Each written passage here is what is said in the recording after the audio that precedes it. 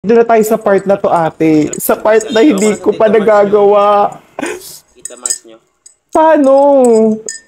Ayaw kumain ng sardinas. Okay. So, pandesal. Suka. Yung pandesal naman. Ano pandesal? Feeling ko kailangan ko siyang tinidurin. Pandesal? Pandesal. Tapos, isasawsaw. Like, hindi ba ito matutunaw? Matutunaw to, ate. Matutunaw yung pandesal kapag sinawsaw ko sa kape. Ganyan doon sa ano.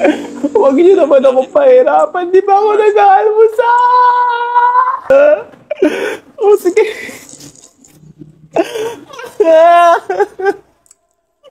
Mga ate. Pandesal, oh. Hala. Ito pa. Ala, ate. Natunaw siya. Natunaw yung pandesal. Natunaw. Ah.